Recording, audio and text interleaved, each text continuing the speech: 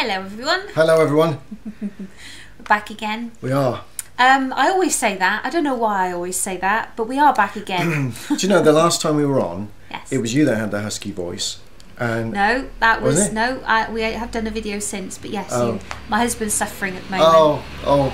Poor me. He's got a very sore throat. Man flu. We've got man flu. So. I haven't called it that, I must add. But he's not feeling very well. No. And it's his birthday next week. Yes, so my birthday. We're starting his birthday early. We're going to go to the cinema and watch a film today. Yeah, we're going to watch the Tom Hanks one with the ship that gets. Been told it's very gripping, really good. very exciting. So I'm looking forward to doing that this afternoon. So we're going to go do that, which is nice. Kids are at school, which is lovely. Yes. So listen. I heard a pin. Silence. It's beautiful.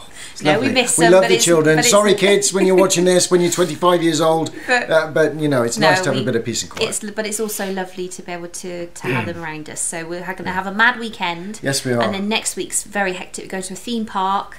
Then we're going to have a nice family meal, aren't we? And all sorts. So yeah, very hectic. Lots of things planned. All those things you can do when you're free. Not that you can't do them when you aren't free. No, you know what I mean. But you just feel more free doing them when you're free. Yeah, watching certain things, enjoying a birthday party. You're not having a conscience in the back of your mind constantly, are you? Guilt. All right, no, it's all gone. Anyway, or having to make up excuses and reasons and reasons why you weren't at the hall if you were having a party in the evening on a Tuesday night, which is what we're doing. I suppose the right wording is for free to express yourself. Yes. And to love ourselves as a family, and just to explore different things. Anyway. We came on today because we had some posts just come through. The posts were getting later and later and later through the day, but it actually came this morning. I was quite shocked. Yeah. And it's confirmation. It's D-Day. 2 letters. Yes. One for you and one for me. yeah. And basically, I did say the name of the director. Oh, this is ironic. Yeah, this is a good one. Our second name's Latham, and it's Jonathan Latham. So it's from another Latham. That's a little bit apt. I know. No relation. No relation. Sure, well, you never know. Trace it down back the far line enough. somewhere. Right, go on then, baby. Why are we on? Yes, why are we on? Right. We'll come back to these letters. We'll come back to these letters. Yeah. Do you remember? And I've done a couple of postings on this, and I'm not going to bore everybody with all of the finite details of this stuff. But do you remember Kingdom Ministries from a couple of years ago, looking at fractions? Do you remember this stuff? Do you remember when we looked at this whole blood? And we had an elder would stand up on the platform and then go through this with us, because this was a special edition within our Kingdom Ministries for us to pull out and keep. That's what they told us. Keep it, because now you need to read about this through this piece of paper and understand which fractions that you would like to choose and which fractions maybe you wouldn't like to choose, depending on your conscience level. And also which ones you're not allowed. Yes, of course. So you've got the ones that you can have, the ones that you've got to choose from, so those, and also the ones that you are definitely not allowed to have. And that's right. So if you look at the blue section on this, it's got there about the plasma, the red cells, the white cells, and the platelets. And then it talks about fractions. Now, for any Jehovah's Witnesses that is watching this in the future, for those, and we know, this is not meant to teach you to suck eggs, but we know there are many of you out there as witnesses that have done absolutely no research whatsoever on what fractions are. And so when you're given information like this, you just will shake you and sort of just nod your head and agree with thinking, shall I accept hemoglobin or shall I refuse hemoglobin? And that's the simplicity of this piece of paper, but without actually going into the details. And the reason we know that you don't research all this is because we were in that category. Yes. We were the ones in the Kingdom Hall having this exact same talk given to us when this was released. Yeah. We sat there and we were, okay, we'll keep this, yes, we'll find. And it was only a few brothers and sisters in the congregation, as namely an elderly sister was sat in front of us, completely stumped by it. Because for years and years, her entire existence in the organisation, she'd just had to sign her blood card, no blood. No blood. Completely no blood whatsoever. But of course that's changed now. Yeah, and she didn't understand it. No, and a lot of people, even the younger generations within the congregation, including ourselves, weren't quite sure what we were signing. No. So that's when you started doing research, wasn't it? That's when we did a lot of research. And do you know what? That research is still ongoing. We're still looking things up and reading about the different treatments that you can have as a result of fractions, okay? Let alone the 4 main primary parts of the blood cell, but we're talking about fractions on this particular occasion. So anyway, so there you go. Here's evidence, and this is just want to get down to the simplistic side of this. Here is the evidence from the Watchtower Bible and Tract Society that says that you are allowed blood, or shall we say elements of the blood, okay? Let's not get into pedantics right now, but we're talking about blood, okay? The stuff that comes from the blood. It is blood. It's the mechanics of the blood. Now, in order to get those fractions, you need to be in a position to obviously have had those fractions donated by people. So when you think about it, where do you think they come from? Those fractions are extracted and partitioned from whole blood. That's right, centrifuged down, and they're broken down into all of their different elements, and they're used for different medical ailments depending on what it is that you're suffering from. Yes. So basically what we're here to say today is, thinking about where that blood comes from, are you allowed to donate blood? No. So whose blood fractions are you accepting? When you have these tiny little fractions from the blood, where do you think that blood comes from? Because it isn't coming from Jehovah's Witnesses, is it? No. So it's coming from everybody else out there in the whole world who is deciding to give blood. Those people are saving your life. Yes, and in certain cases it is a life-saving treatment that you'll be having, such as chemotherapy, for instance. There are certain elements within that, which we won't go into detail right now, but fractions come into play.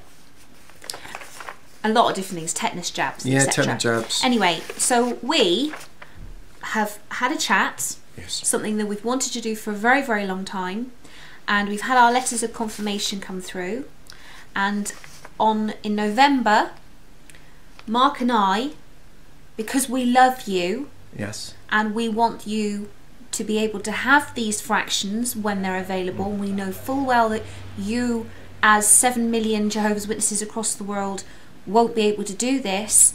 The other millions of people around you will make sure that it's available for when you need it. Mark and I will be going to give blood. For the first time. Yes. That's to be happening towards the end of November. We're going to do it together. Yes. And it's going to be in a church. It's in a church. Of all places, irony. Yes. So we're going to donate blood, and that blood will be used for whatever means, but from what I can gather, quite often it's obviously just broken down straight away and used for many different medical treatments, because we love you. We love our brothers and sisters. And so here's a question for you. Why is it, as Christians, as you call yourselves as Jehovah's Witnesses, why are you in a position to take the blood and elements of the blood, and yet you're not in a position to give the blood? That's a straightforward question. It's not meant to trip anybody up, but we are asking you the question now to think very carefully about that, because if you think about it for 10 minutes, just quietly on your own, of what that actually means, you'll probably come to the same conclusion that we did, that it seems grossly unfair that you can take but you can't give. When you look at that on a bigger picture, you start to then think, what is it that the organisation actually gives back to the community and back to its individuals? On the larger scale. They are used to just taking. They really are. You might think, oh, but they donate literature. No, they ask for a volunteer donation, and that literature is actually supported by all of your contributions as members of the organisation. It's not being supported by their top end. it's being supported by all of you. So when you take that away, what is it they're giving? Nothing. Nothing. I'll tell you what, let's go on to another even a deeper level with this. Do you know, as far as I know this is, and if there's anybody out there that wants to correct me on this, then please do, but this is said with the utmost of innocence and based on the knowledge that I have right now. But when it comes to giving information to the publishers, the Jehovah's Witnesses, do you realise that your organisation has not disfellowshipped anybody for taking a blood transfusion since the year 2000? Are you aware of that? Because that was an announcement that was given to all elders back then, that no longer are you to officiate a disfellowshipping case for taking a blood transfusion from the year 2000. Now that's something in our area that we were never told. They never advertised that. So once again, the question is, why do they do that? Yeah. Why aren't they announcing that to everybody, especially on something as important as what could be a life-changing moment for a husband, a wife, or indeed their own children? So there's a grave responsibility there, and the fact that it's been omitted from millions of publishers smacks of something very insidious and evil. The fact that you're not being given that information. Interesting one, but it's true. Very true, my darling. It's very true. And that's why we wanted to just make sure that we are bringing this to your attention. And the fact that we're going to have blood, we'll do a video again once we've had the blood, and tell you what it was like. And also, what was interesting about the blood is when you give blood, you can also do a bone marrow donation, and that's exactly what we want to do. We want to apply for that, because that's something that you know, is quite a core thing to a lot of different things that are out there for treatments.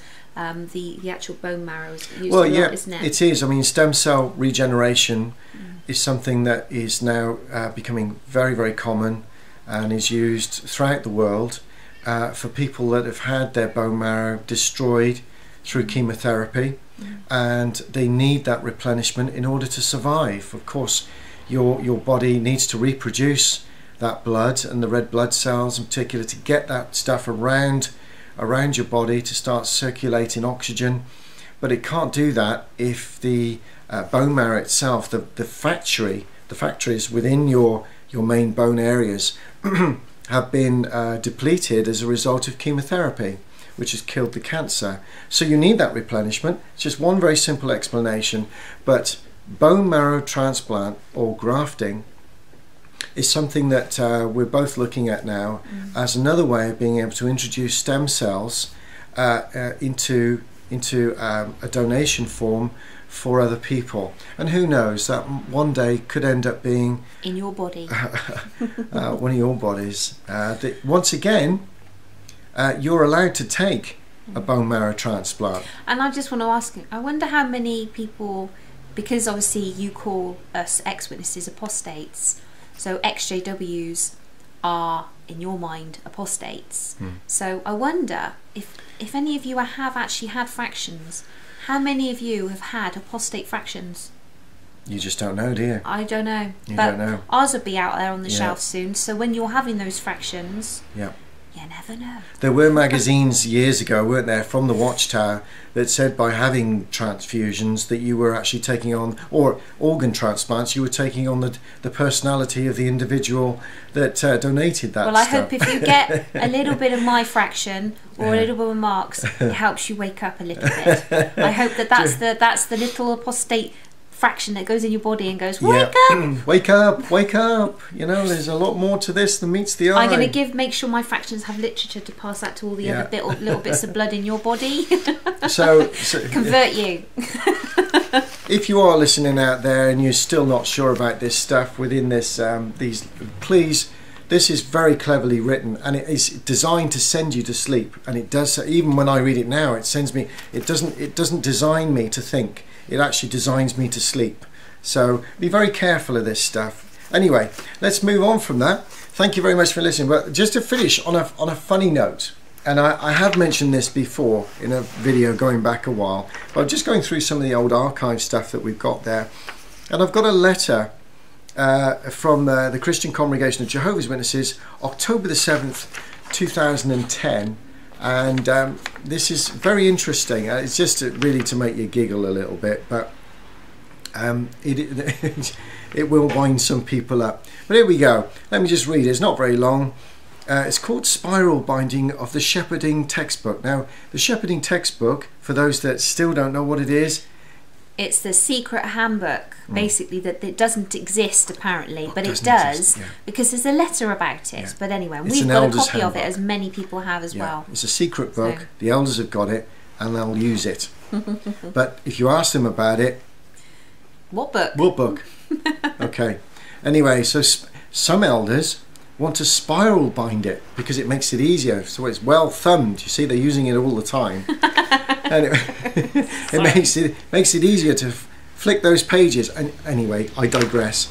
Let's read on. Dear brothers, since the release of the new shepherding textbook, several elders have asked about the possibility of having their textbook spiral bound. There is no objection if an elder personally spiral binds or laminates his own textbook, or does so for other elders. If he has another baptized brother who is not an elder do the work for him, the elder must watch while the work is being done. Okay, that's how important this is. So if he's not baptized, if he's not an elder, you've got to watch this brother. Watch him. Watch him. Watch him carefully. He ain't got that badge yet. No. So watch him carefully.